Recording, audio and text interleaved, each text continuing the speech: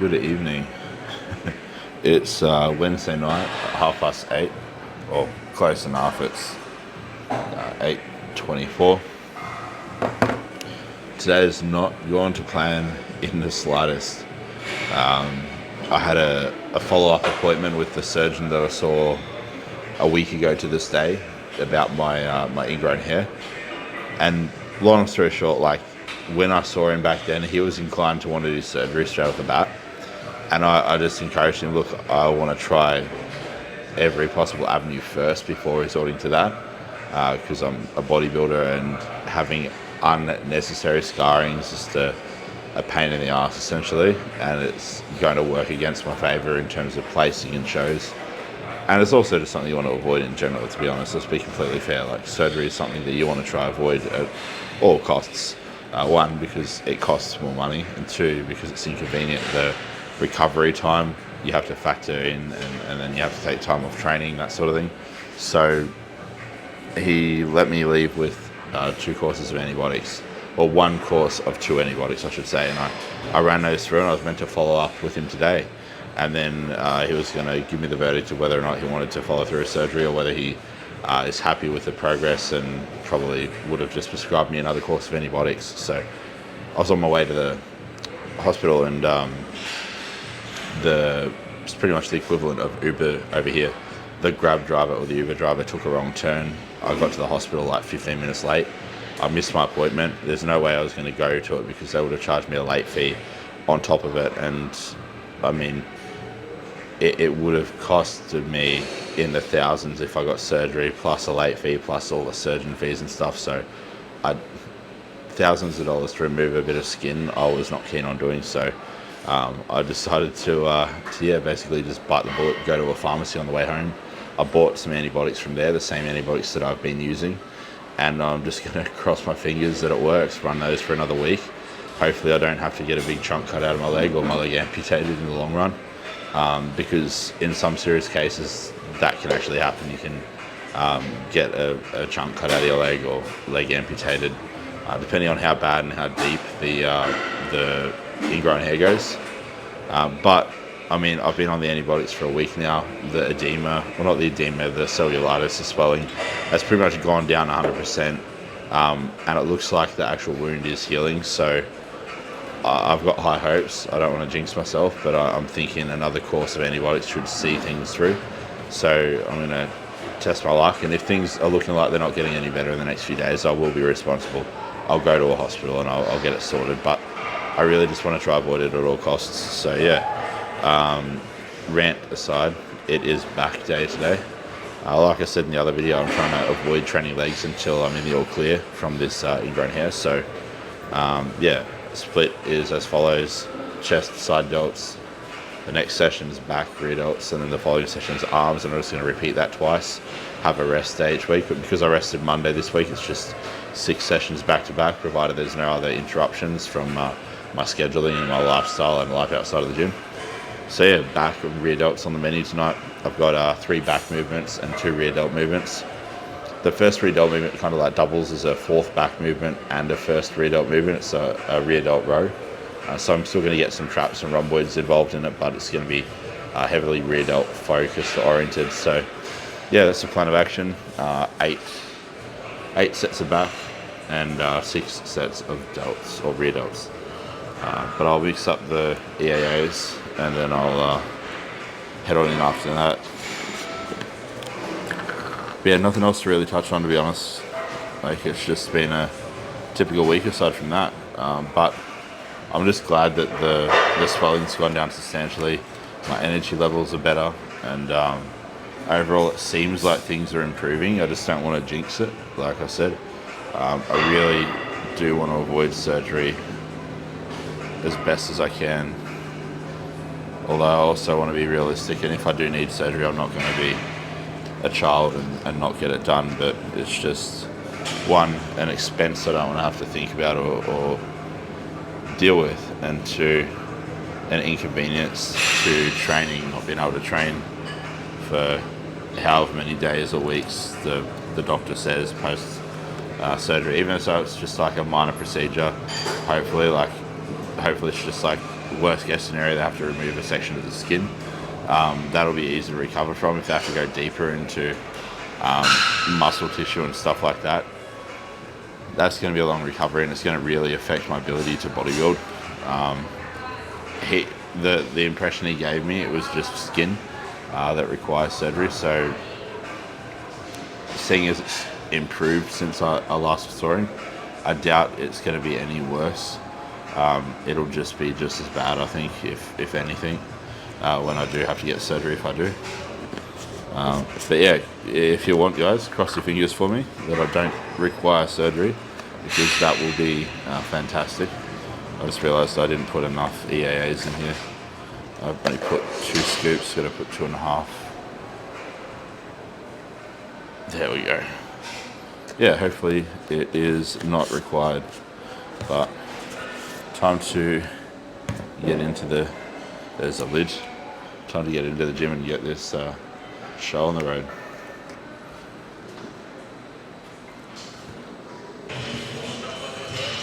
Okay, first exercise of the session, just a cable pullover. I'm not doing too much volume on this though, because I don't want to fatigue myself too much before I get to my heavy pulls and heavy rows. So only 2 sets of these. Still going to go hard out, so we're going to train close to failure on these sets, just doing 2 instead of 3 or 4. And the reason for that is, like, it's not training to failure that is the most fatigue-inducing variable of training, but rather the amount of volume you do. So like doing more total working sets close to failure is going to be more fatiguing than doing less total working sets close to failure. So yeah, that's basically what I'm doing. Even if you were to say, for example, go closer to failure on your working sets, if you did less of them, you'd still probably induce less fatigue than you would if you were to do more total sets a little bit further away from failure. So yeah, 2 of these, then onto the single arm pull down or vertical pull, whatever you want to call it, same shit at the end of the day.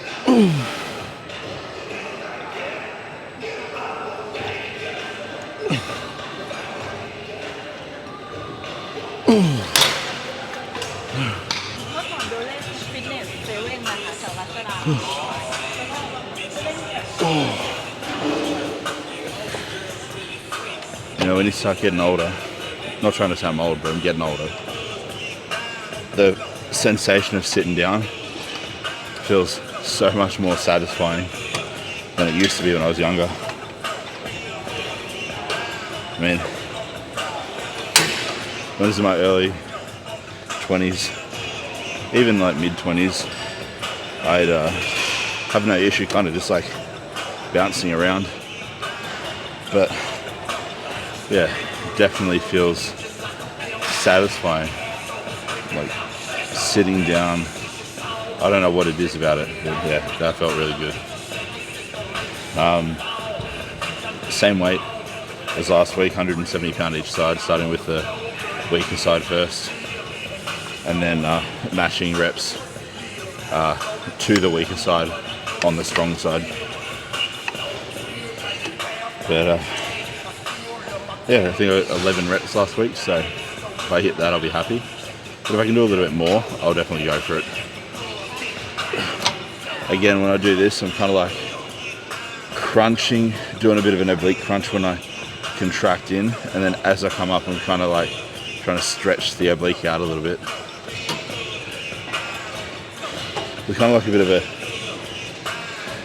basically say like a lateral crunching motion and stretching motion through the trunk as I'm performing the pull.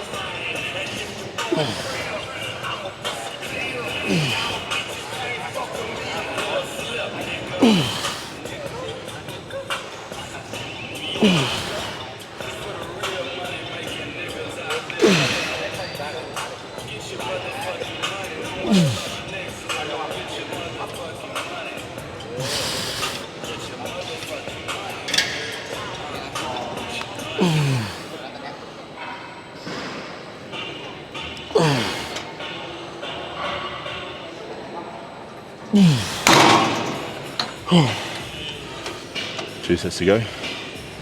Then onto the row, which is a cable row today. No, dumbbell row. Don't have a dumbbell row. Fuck.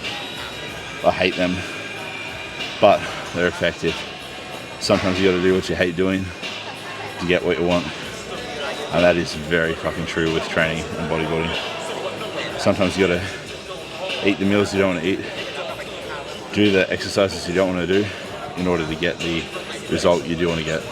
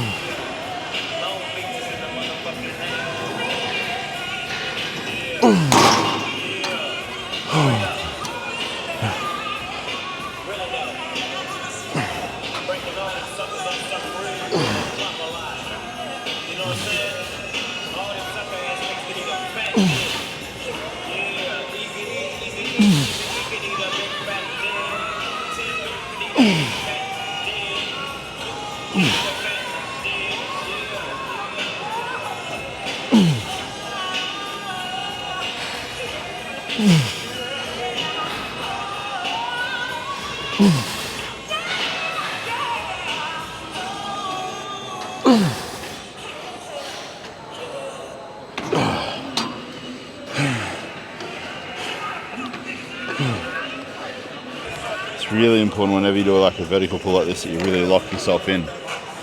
Create as much tension through the body as possible to kind of stabilize and keep your torso stationary. Or not your torso, your body I should say.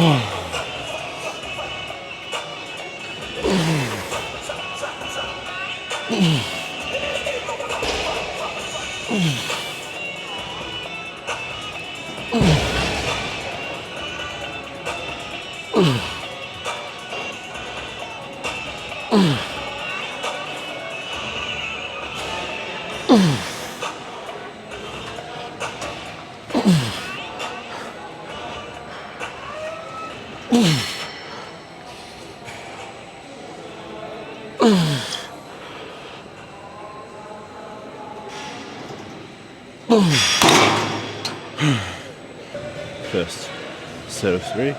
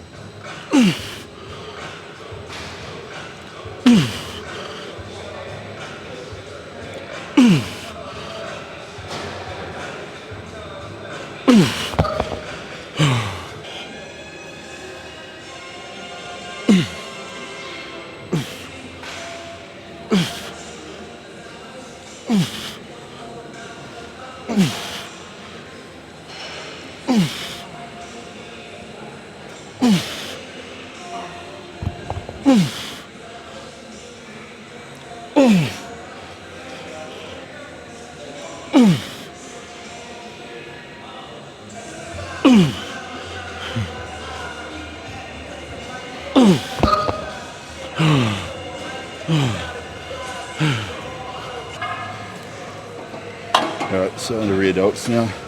First rear delt exercise of the session. It's a row, rear delt row.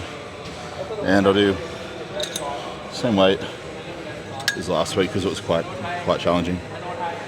We had 3 sets of this. It's pretty much a failure. I count the reps on rear delts, but even though I count the reps, I don't count them, if you know what I mean. I'll keep track of the number of reps I got, but I don't put much merit into it. I just take my rear delts to failure, whatever that is, for the day. So.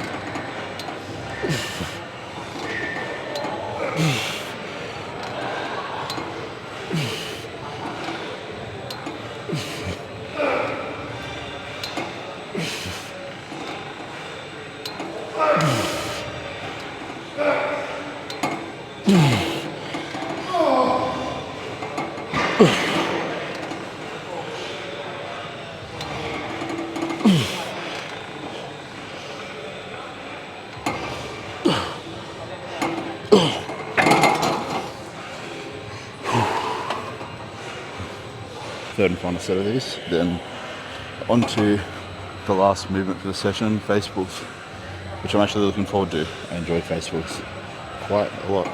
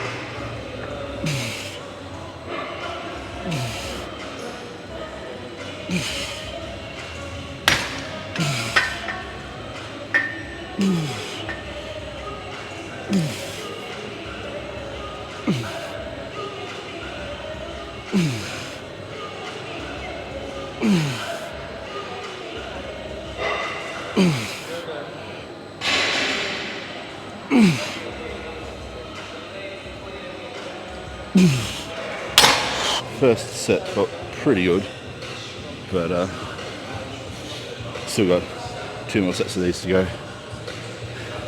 Just wearing this fucking hat. I need to wear it to have the mic on, obviously, but it makes me heat up so much quicker. Like, I feel like I'm getting heat stroke in here. It's bad. I'm like dizzy, but I can't take the hat off because I need to have the mic on. It's a double-edged sword, I tell you that. I really need to buy one of those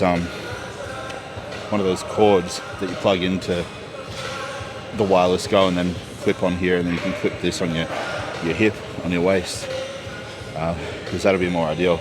And I can clip that little thing on my shirt, like that mic attachment with the aux cable that goes into this. But until I get one of those, I just have to put up with feeling like I'm going to pass out while I'm training.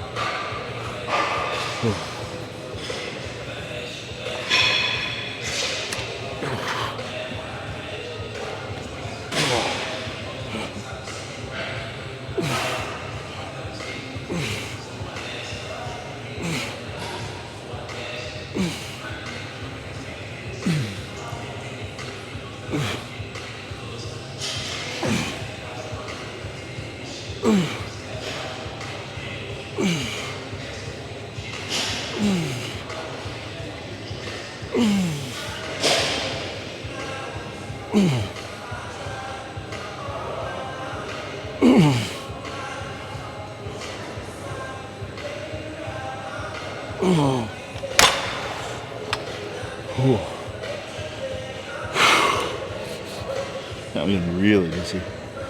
Fuck.